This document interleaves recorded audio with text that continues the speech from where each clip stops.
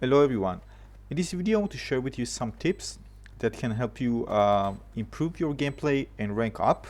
And this is for new players because I'm a new player myself and I wasn't able to rank up for a week until I was able to get more experience and apply some gameplay techniques which helped me improve my gameplay and eventually rank up. Now the most important thing that actually completely changed the way I play was try different grabbing position of the mouse. So this is one of the most important things that you might get wrong. And this can significantly improve your aiming and the ability to quickly close angle and move the mouse from side to side, and eventually, when you get better, to flick from one enemy to another. So for me, for example, the best way is to put the wrist on the table and just slightly hold the mouse with my hand, and this allows me to quickly move the mouse from side to side and more accurately point the cursor where I wanted it to be on the screen. I highly recommend checking the practice range because this is kind of a stress-free environment where you have the option to try out different things, check out different weapons, kind of fine-tune your aiming, maybe discover where actually the areas where you struggle with.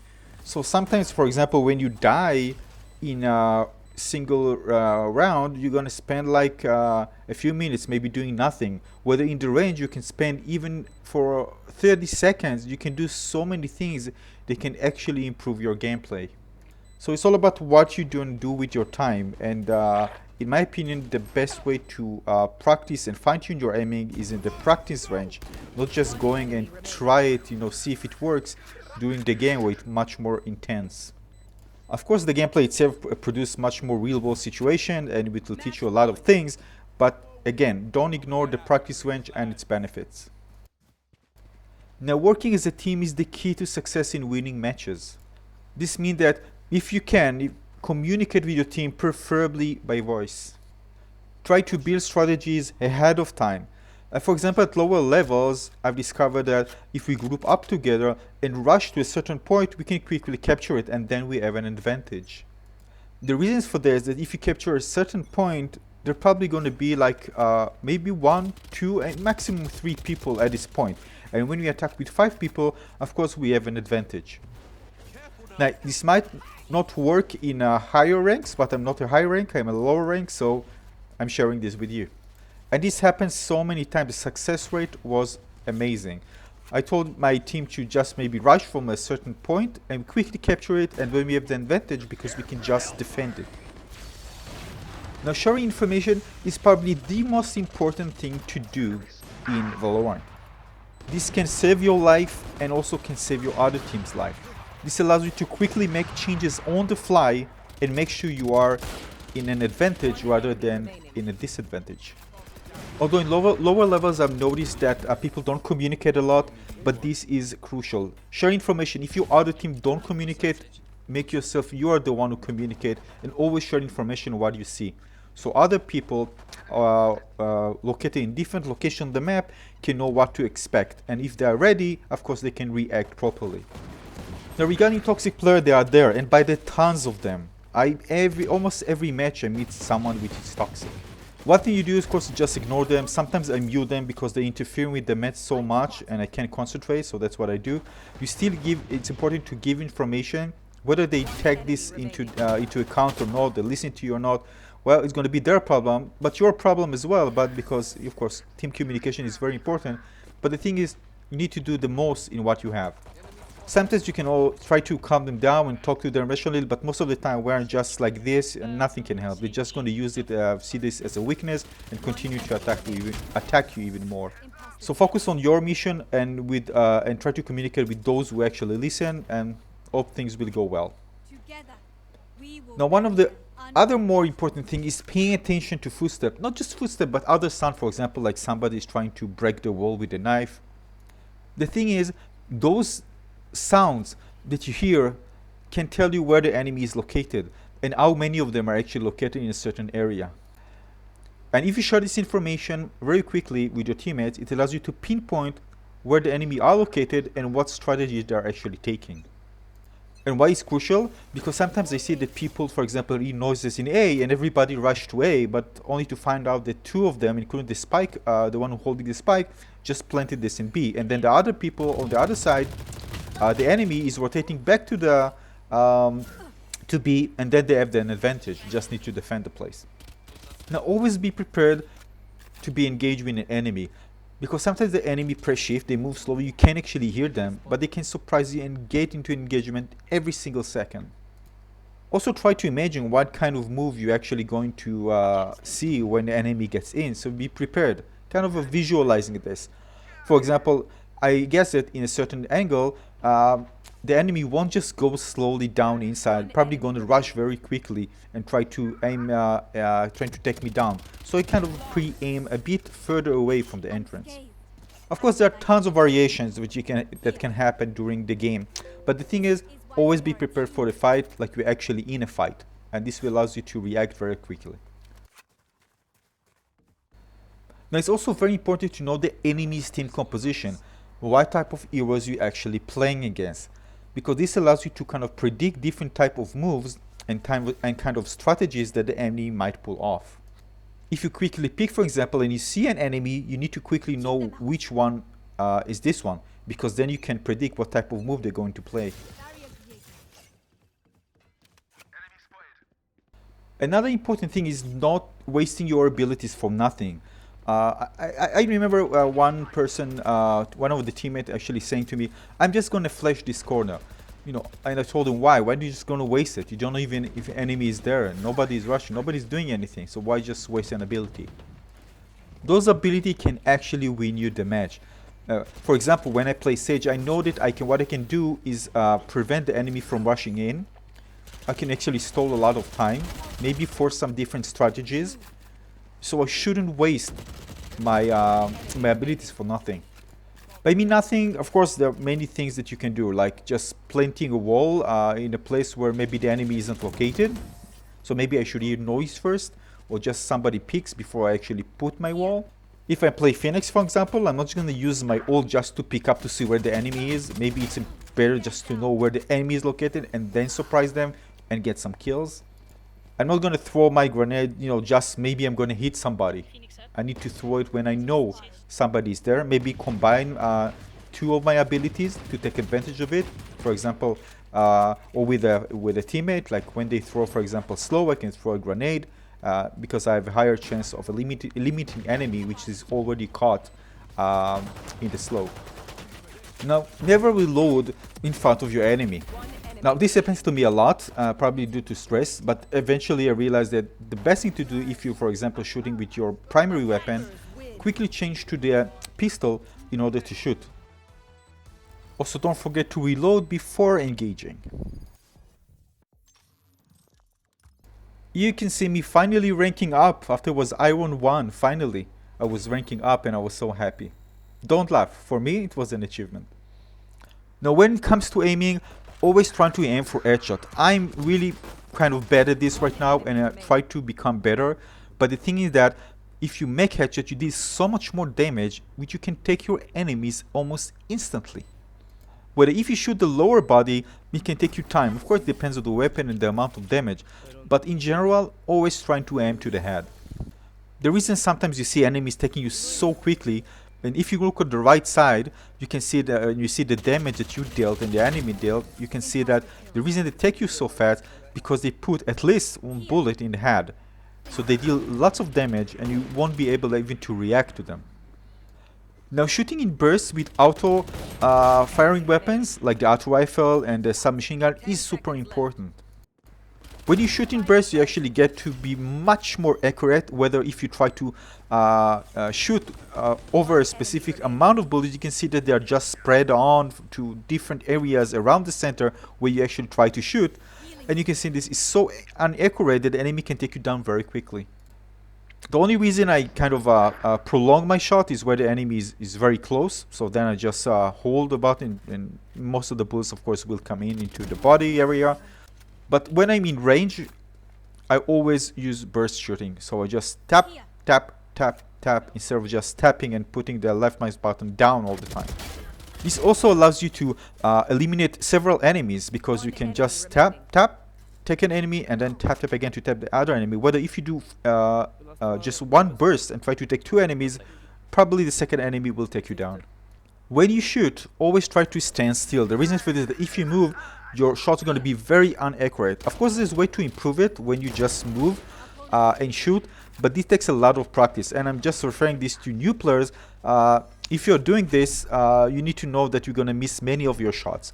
And if you want to move and shoot, you need to practice this, and a lot. Actually, professional players are very good at this, and it takes a lot of practice. So it's better to practice before you actually try to move and shoot. And if you just, you know, these are the few matches that you play as a new player, always try to be in a static location, don't move, and aim to the enemies, preferably the head.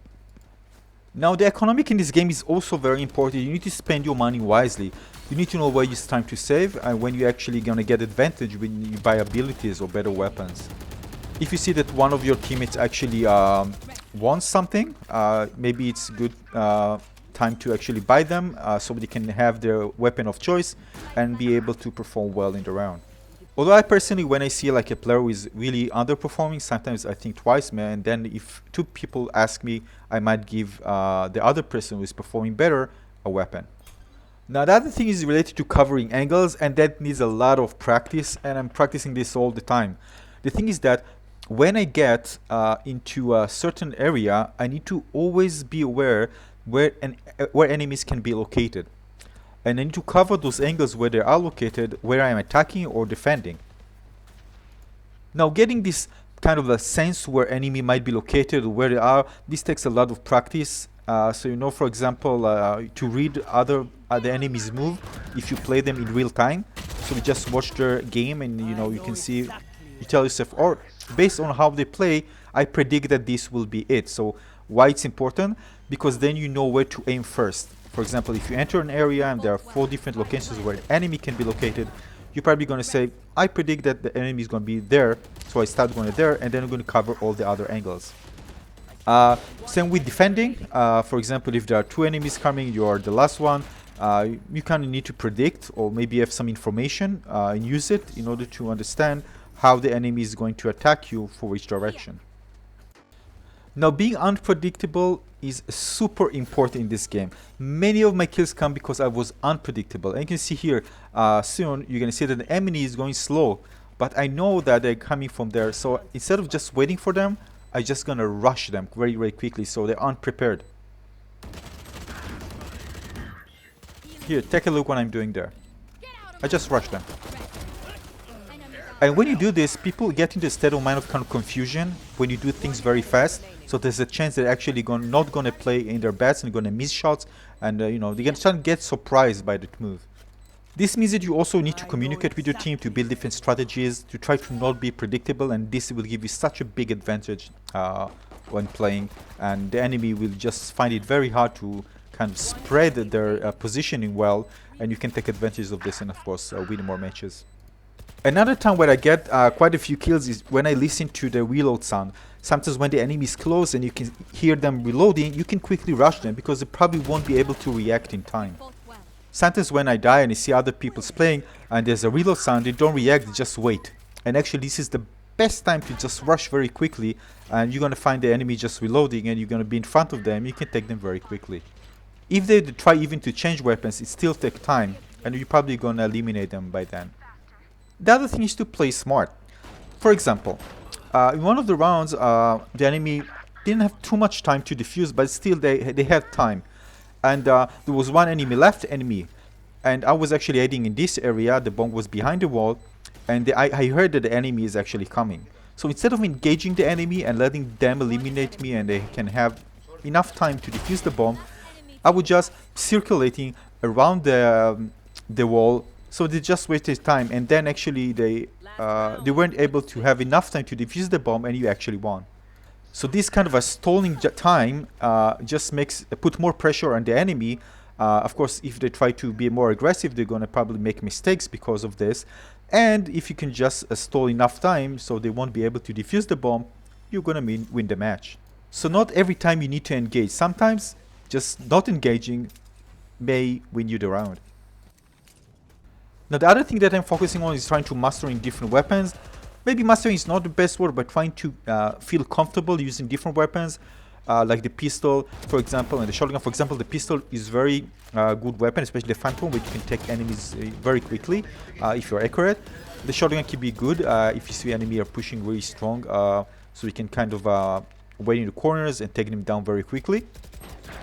So again, it depends. Sometimes they're going to use a sniper rifle because they see that the pace is relatively slow, enemies are picking a lot. Maybe this one is a good weapon to pick.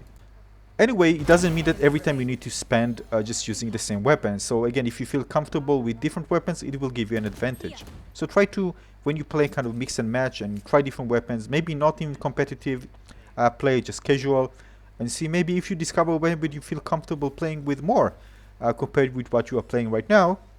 And of course, try to be good, you know, in many different weapons than just mastering one. Now another tip that I can give you is just watch out for misleading enemy tactics. By that I mean that sometimes the enemy does one thing in order to confuse you, and in fact they are planning another thing. For example, you might see a smoke located in one way and you're going to say, oh, they're going to come this way, but no, they're just going to put the smoke in a certain way and attack the opposite direction. Also, always watch flanks. Sometimes the enemy are going to give you the feeling that they're attacking for a certain position, only to find that the two of them actually flanking from behind to try to wipe you out very quickly. Sometimes there are different tactics, like for example, you see 4 people attacking a certain location, then the enemy, your team is rushing towards A, for example, and there's already one who is planting the bomb after you see that you hear that the enemy is leaving, and then the other one rushed quickly back to B, and then the whole position. So again, knowing how the enemy can trick you, pull out different type of tactics is important, so you are not being fooled every single round. And I've seen this happening a lot, even starting from Iron 2. Iron 1 was a complete mess, but in Iron 2 I was actually seeing more players actually trying to pull off some really smart strategies. Now of course, as you're going to rank up, you can see people playing much smarter, and you're going to notice that some of the things that you expect to happen in lower ranks, you know, you just see 3 people, for example, in a certain location, you know they're going to attack there, and nothing is going to change. But as you rank up, you're going to see people just misleading you, trying to pull up different strategies in order to win, and this is super important in higher ranks, I'm sure, although I haven't played in higher ranks just yet. Now the last tip on this part 1 of my tips for Valorant is find friends to play with. Now if you play with a constant party over a long period of time, you're going to play better, because you're just going to build a better communication. First you're going to find out players which you can communicate with. They're probably not going to be toxic with you. And of course, the more you practice with the team, the better you get, rather than playing just with random people all the time, which can of course be frustrating at times. So this is it. I'm going to release another video with more tips. I hope you enjoyed this one and found this one useful. This definitely helped me to become a better player. So again, thanks for watching. Don't forget to subscribe and press the bell button to get notified when I release new videos. I see you on the next one. Thanks for watching. Bye bye. Cheers.